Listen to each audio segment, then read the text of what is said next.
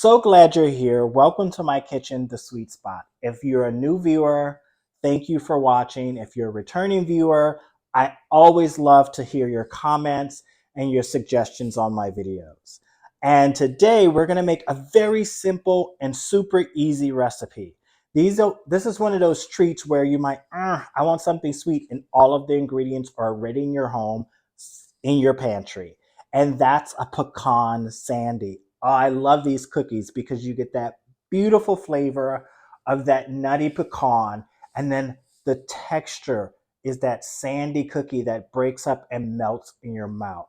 Oh, we're going to make these next, and they're very, very easy to make. Coming up next on The Sweet Spot.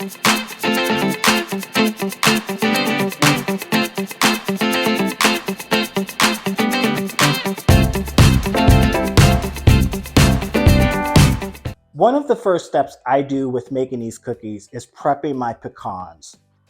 Now, if you want to add like a half of a pecan on top, which I'll show you later for decor, then buy pecan halves. If you just want that beautiful pecan sandy cookie and you don't need decor on top, you can go for the chopped pecans. But since I buy the pecan halves, I do need to break them up into pieces. Even if you buy the chopped pecans, you may want to do this. So I add some pecans to a plastic bag.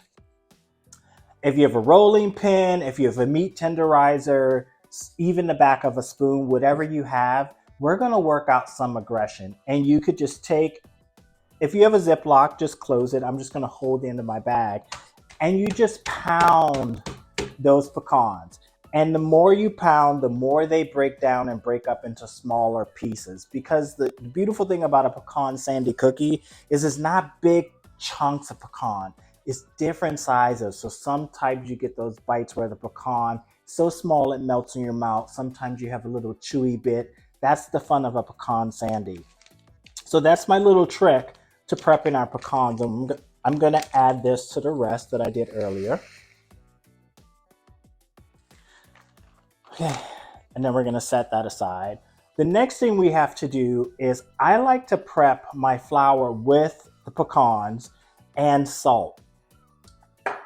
Not everyone does this. I find by adding the pecans, since they're so fine, into the flour, I get an even mix of pecans throughout the batter. When you add it later, sometimes you could get clumps of pecans in one part of the batter, other, and then your cookies are uneven. So the first thing we're going to do is add our salt and our pecans. And then I'm just going to take a whisk and whisk that together. So when we add this to our butter mixture and bring that dough together, your pecans are going to be evenly distributed throughout the cookie. One little note before we start creaming our butter and sugars.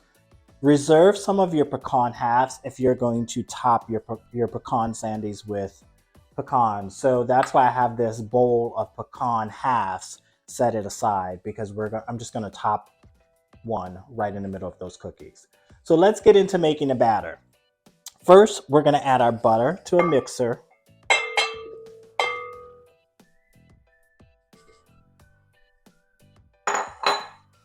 And then we're going to add our sugars to that butter. And most cookie bases start this way. So if you notice you're making chocolate chip cookies, oatmeal, usually it starts with combining the sugar and the butter together. We're going to mix this on medium, high, until that comes together and starts to form like a loose crumb or like a batter mixture. I told you this recipe was simple. As you notice, step 1, cream, butter, and sugar. Step 2, add vanilla. And we're going to blend that on medium. And then I'm just going to scrape down the sides of my bowl as well as my mixing blade.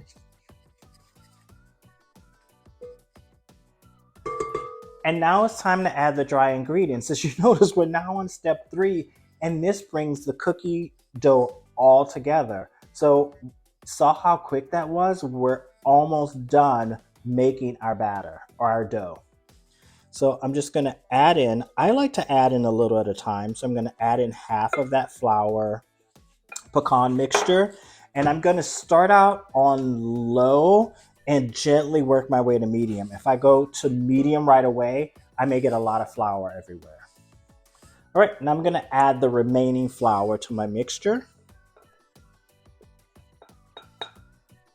And I like to scrape afterwards because then that helps me fold that flour into that already mixed batter.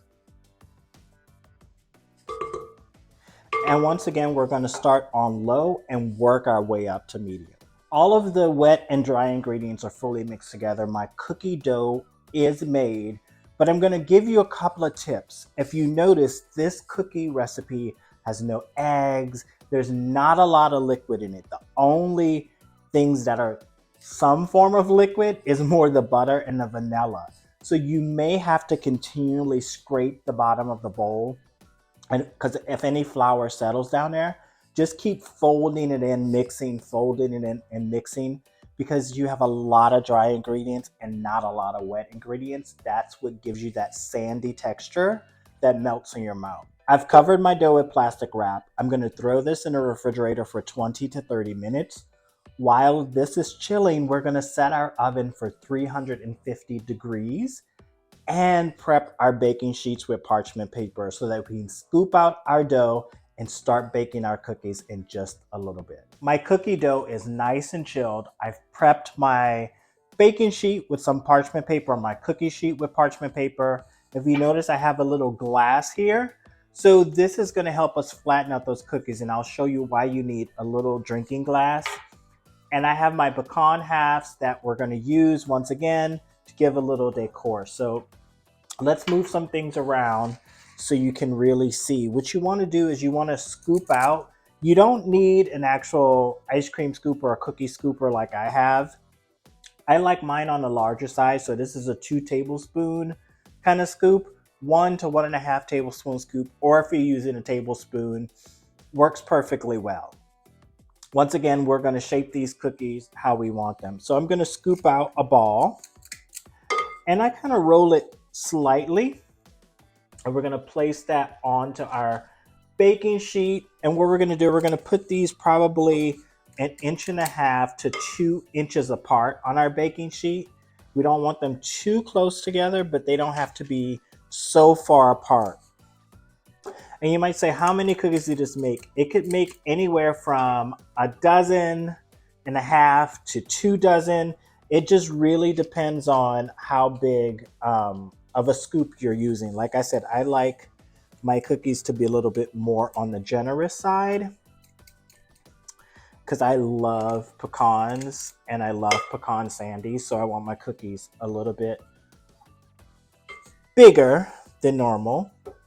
But as you can see, I almost have 1/2 dozen cookies on my sheet already, and I have quite a bit of cookie dough left. So we'll probably get, I'd say we'll get 1.5 dozen minimum. All right, so before I finish this, let me show you what we're gonna do with our glass. So we have our glass, and all you're gonna do, you're gonna come to your balls and you're gonna gently push down. They may stick a little bit, but that's okay. And you see, it just flattens it out. And you're gonna do this one. So before I finish the last ones, I want to show you what I can do. If you've been watching my videos, you know I can get a little bit about the aesthetics and the shape. So trying to make them all the same shape, but they don't all have to be the same perfect circle. So what you do, you take your pecan half and you just press that right in the middle on top. And when that cookie bakes, it's going to bake around that pecan half and create a nice little decor for your pecan sandy cookies. And as you can see, look how pretty those look. I got 1 dozen on this tray. This will make about 1.5 dozen because I'm using a larger scoop.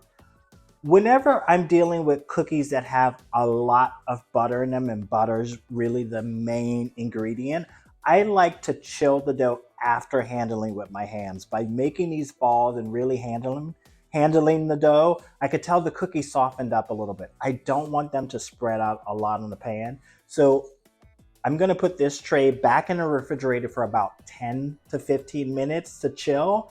And then we're going to put it in that 350-degree oven for 7 to 8 minutes.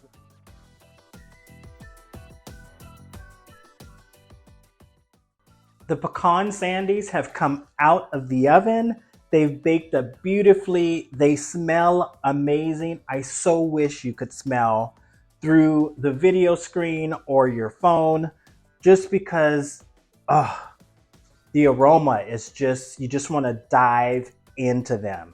One thing to note about these cookies is that they're going to be on the blonder side. You do not want a pecan sandy that's really, really dark, because that means it's over baked. You do want a nice golden brown on the bottom, but you want that top very pale and blonde, and that will let you know your cookie's done because it's brown on the bottom.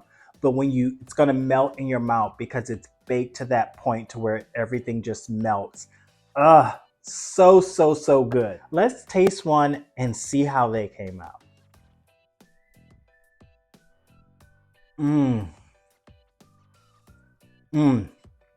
It's melting in my mouth and it just breaks off and crumble, and those bits of pecan in there. It's not an overly sweet cookie either. So it's one of those you can eat quite a bit and you don't feel a sugar rush. But it's all about the pecan. The pecan is the star. So you don't want too much sugar. But that is a great cookie. As always, hit like, subscribe, come back and see me. I cannot wait to bring you all another video. Thank you for watching. See you soon right here on the Sweet Spot. I have a plate of cookies to finish, so excuse me if I'm going to go over and sit on the couch because I know what I'm going to do with my afternoon. Thanks so much. See you next time.